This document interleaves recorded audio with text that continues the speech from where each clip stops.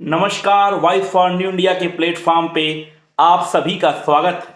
बाबा विश्वनाथ की नगरी, महादेव की नगरी से चहुओर स्वास्थ्यपूर्वक जीवन के लिए शुभकामनाओं के साथ अभी इस वक्त हमारे साथ हमारे अभिभावक, पिता तुल्य, मेंटर, फिलॉसफर और गाइड अशोक कुमार सिंह उर्फ प्रिंस के नाम से जाने जाते हैं। आप बनारस कचहरी में क्रिमिनल प्रैक्टिस में आप एक ऑथराइज सिग्नेचर हैं, जो क्रिमिनल जुरिस्प्रूडेंस के लिए अपने आप में विजडम से भी ज़्यादा बढ़ के हैं।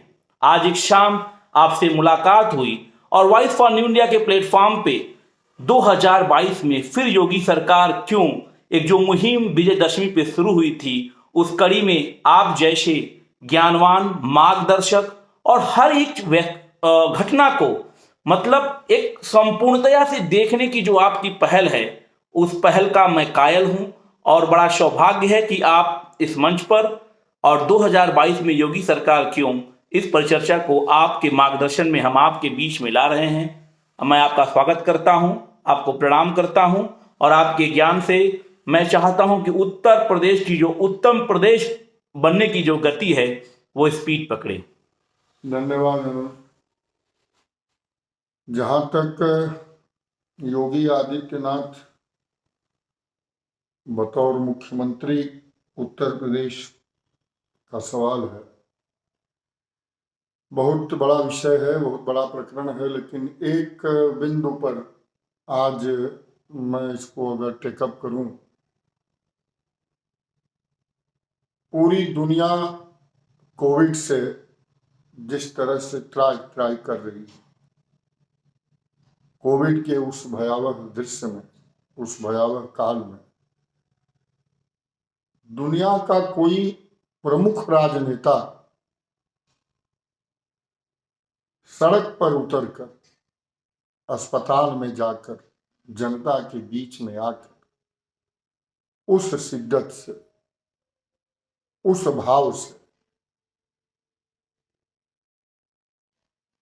मौत के उस भयावह मंजर में नहीं आया, जिस तरह से योगी आदित्यनाथ उत्तर प्रदेश सरकार के मुख्यमंत्री के तौर पर, प्रदेश के अगुवा के तौर पर राजनीति का जो ये नया मानवीय चेहरा दिखा, वो अद्भुत है, अनुकरणीय है, अप्रतिम है।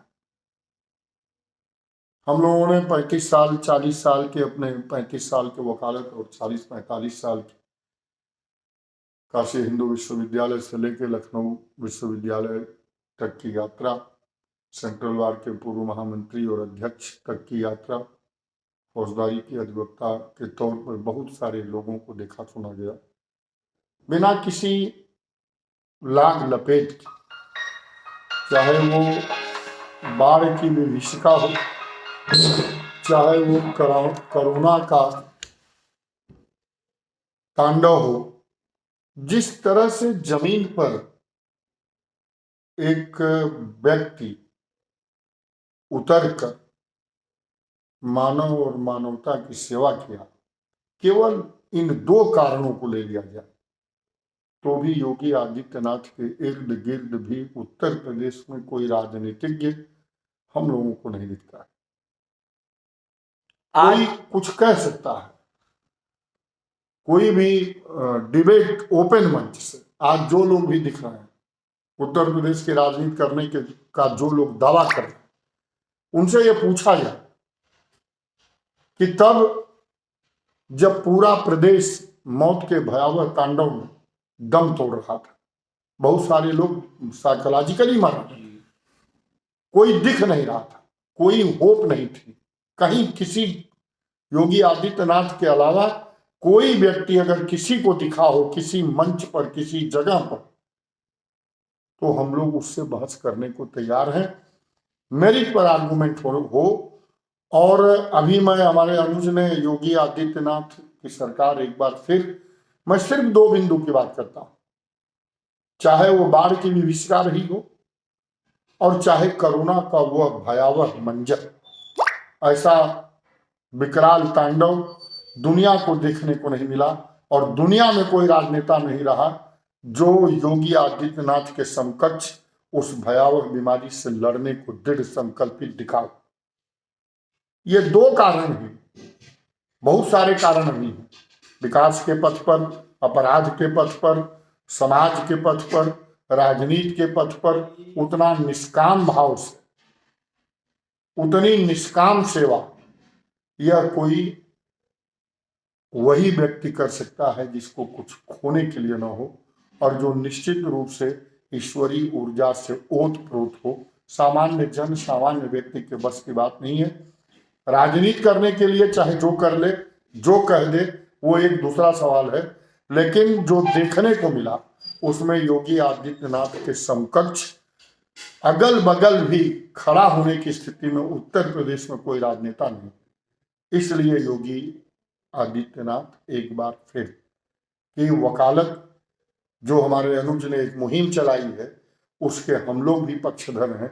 हम लोगों का भी मानना है, जितनी हम लोग कभी भी फौजदारी की वकालत करते हैं, लेकिन आज की तारीख में कोई व्यक्ति काशी में भी, बनारस में भी ऐसा नहीं है जो सड़क पर दहलंगई कर सके। इस हैसियत में कोई नहीं।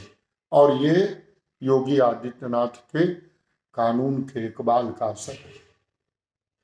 चाहे जितना प्रभावशाली व्यक्ति, सड़क पर तांडव नहीं होगा, सड़क पर अपराध गुंडई नहीं होगी। इसको सुनिश्चित किया है योगी आदित्यनाथ ने। इसलिए चाहते हैं, मेरिट पर चाहते हैं, ये आर्गुमेंट ओपन हो, सब लोगों के लिए हो। मैं अनुज से कहूंगा जो विपक्ष के लोग भी हों उनसे भी बात किया जाए कि कोरोना काल में आप कहां थे। वोट की राजनीति करना हो, वोट चाहिए, ये ठीक है।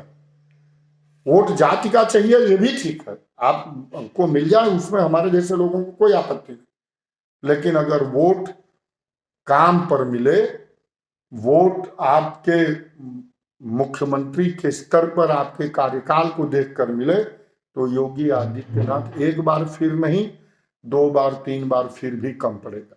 बहुत ही बेहतरीन बात रखी भैया ने। आपको मैंने कहा ना, एक long duration of experience about 35 years का, और उसके साथ साथ बनारस कचहरी के सभी महत्वपूर्ण पदों पे विराजमान रहते हुए निष्कलंकित एक अच्छे प्रैक्टिस किया आपने। और आपका स्पिरिचुअल कॉन्टेक्स्ट तो बाउंटीफुल है, जो मुझे बहुत ही ज्यादा आपके प्रति अट्रैक्ट करता है। उस डिस्कोर्स में भी हम आएंगे, लेकिन आज का डिस्कोर्स जो योगी सरकार एक बार फिर क्यों इतना एक्सपीरियंस्ड और इतना इनकम्पासिंग और कॉम्प्रिहेंसिव व्यू पॉइंट कोई नहीं दे सकता। जिस तरह से भैया ने कहा, सारी बात छोड़ दो, कोरोना जैसी त्रासदी इस वर्तमान परिप्रेक्ष्य में किसी विश्व में किसी देश ने नहीं देखी थी, और उसके बावजूद यूपी हमारा हेल्थ इंफ्रास्ट्रक्चर में वीक होने के बावजूद भी कोरोना वैक्सीनेशन में पूरे कंट्री में टॉप पे रहा, सबसे टॉप पर रहा, सबसे कम डैमेज हुआ। और लौटते हुए कामगारों के लिए जिस तरह से योगी बाबा ने बसें खोल दी, व्यवस्थाएं खोल दी, वो वाकई सल्यूटेबल है।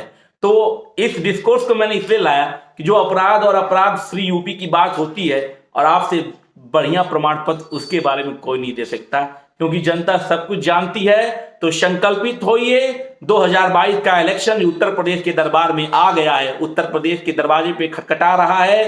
तो निष्पक्ष होके विकास के मुद्दे को अपना के एक व्यक्ति, एक महाराज जो भैया ने कहा मतलब जो निस्वार्थ भाव से जिस ईश्वरीय ऊर्जा के साथ पूरे उत्तर प्रदेश का एक बार बुलंद किए हैं, उनको एक बार फिर से हम मुख्यमंत्री बनाएं। शारदा धन्यवाद बड़े भैया का, और आप सभी उत्तर प्रदेश वासियों का अभिनंदन, और आप सबसे आह्वान है, आइए मिलकर जन संकल्प से, जन संवाद से एक बार फिर योगी सरकार 2022 में सुनिश्चित करें। जय हिंद, जय जवान, जय भारत।